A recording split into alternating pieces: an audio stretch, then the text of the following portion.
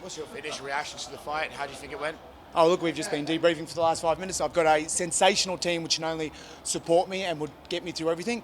They're very honest with their appraisal, so I've already got a list of things to work on, but how can you not be happy? Huge win, my first UFC win in my hometown. I'm ecstatic. Do you give yourself a moment to sort of digest and pat yourself on the back, or is it immediately like, okay, what could I have done better, and immediate evaluation? Look, I find it hard not to sometimes. I can be very quick to pat myself on the back, but again, when you've got a sensational corner, it evens it out very nicely. You're obviously not a youngster, and I'm a lot older than you, so don't take that wrongly. So how tough has it been to get to this stage of having a UFC? Look, it's difficult. Yeah, I am entering those years now of not maybe being at my athletic prime, but I come from a very lucky team where we've got athletes that have gone through similar things at the similar stage of their career. So what got to show tonight, as much as maybe things like speed and athleticism might saunter as you go on in your career, stuff like the grind and the mental toughness probably peak as you hit this stage of your athletic endeavour. How was it performing in front of about 50,000 people? Yeah, that was pretty special. As I anticipated, I didn't notice it as much during the fight. Absolutely noticed it during the walkout. Obviously up there, Kazali was a popular choice here in Melbourne. And look, I got to take that in, which was a really special moment. It's not like one of those things you dream about, right? I think fans, and young kids are like, oh, imagine the walkout, right? When you do walk out there and there's this huge stadium, the fans are obviously going crazy. Is that almost a dream moment? Oh, it's something you couldn't even imagine. You play off in your head how it might feel until you actually do it. I planned on maybe walking out there in a little bit more of a controlled, somber atmosphere. As soon as that song started playing and the crowd started singing, I couldn't help but sing myself. You know what I mean? It's an amazing experience, and I feed a lot on that positive energy. I'm not a very angry-based fighter or a very emotional-based fighter as far as those things. I feed off positive energy, and to say there was positive energy and abundance walking out there, it was unseen. Do you have to take a moment, because I can imagine you could almost get too wrapped up in it, like fucking yeah, let's go, and get carried away. So do you have to take a moment to compose yourself, like right, game time, don't get wrapped up in it and just do the game plan? Yeah, a little bit, but again, because I feed off that sort of emotion, it's a little easier. If I did feed off something like an anger or an intensity, you would have to make the switch. But because I'm already feeding off that positive energy, it actually just builds up what I need. Almost builds up the fuel that I need for that fight. So there's not much of a switch. I just take all that energy, that positive energy that the local crowd, my home crowd, were feeding to me, and took that in the cage with me. With up there, Kazali, was that just because you were here in Melbourne, or have you walked out to that before? Or? Look, I've had aspirations of competing in this stadium all my life. It was very much in a different sport, being Aussie rules, and I thought that's a great little marriage of the two sports. I've grown up playing Aussie rules since I was 8 years old, and I had aspirations of playing AFL, obviously here at this stadium. So the song was a G up to sort of really marry those two parts of my life together, my Aussie rules career and my MMA career. The words of encouragement from your corner before the third round, what's going through your head?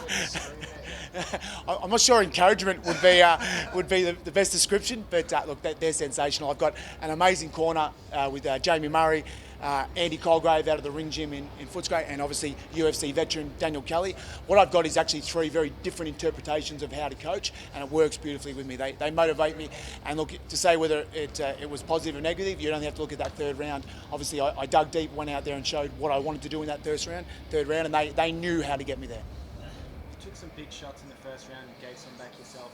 How big was being up in welterweight as opposed to lightweight, your durability? Well, you just have to look at that last fight. I got hit with probably, by a smaller athlete, probably half as hard as I got hit tonight, and I sunk. You know what I mean? Being able not to have to cut, the only way to describe it is a disgusting amount of weight to make a weight division. I'm back up to the division I need to be at. I've got to stop getting hit so much. It's something that seems like one of my favourite pastimes. But look, I'm much better to accommodate those sort of punches at this weight. Given that you've spent 10 years getting up to this point, your debut didn't go as planned. How much of a catharsis was it to just hear your name read out as the victor? Look, I really played that word redemption into this fight. It was really funny, actually. I thought about it a little bit more this week. Obviously, there was redemption coming from not only my UFC performance, but the more I thought about it, there's a little bit of redemption again with my Aussie rules career. I was a far more talented Aussie rules footballer than I was fighter, but I didn't work 1/10 as hard as I did. So I probably missed my opportunity to compete at the highest level in Aussie rules because of my lack of commitment. And to get to the highest level of the sport that I'm in now, especially at this stadium, there was a little sense of redemption with that too. So not only have I made redemption with my UFC debut, but redemption with my athletic career to show that, yes, I can buckle down and I can reach the highest level of the sport that I'm competing in. How high level did you get with Australian rules? I played VFL, which is probably the secondary, the feeder league into the AFL. You know, I mean, I captained in the VFL at reserves level as well. I came across some injuries, but again, my commitment to my Aussie rules career was not even in the same fraction as I commit to my MMA. I was far more naturally talented, which sometimes can be a curse when it comes to any sort of sport. Which VFL club was that? Werribee. I played a year under Werribee. Yeah, it was sensational. We had some high-level guys there, and I got to play with a lot of guys that went on to play in Aussie rules, and look, it was a great experience. But if I look back now, I wish I had have maybe shown a little bit more intensity, a little bit more commitment to what I did with my Aussie rules. But look where we are now. Can you mention a few of the guys you played with? I got to play with people like Dale Morris, who went on to play a great career with Doggy. He was a sensational. You want to talk about people that put the hard yards into their Aussie rules career, he was a great example. I remember in one of the practice matches actually leading into the career, I actually got to play on Chris Grant when he just came back from one of his knee surgeries. He did sit on top of my head and take a mark, which was sensational, but I got to play with a lot of those high-level guys, and it was sensational. That's right. Thank you. 4 months ago we spoke and you said you had 2 years left in this sport. Now that you're up at welterweight, you've had this big victory. Do you extend that a little bit, or you still think 2 years is Look, that sounds about right. Look, it's hard to put an actual number on it. What I'm chasing with this sport, and always my motivation, is making memories.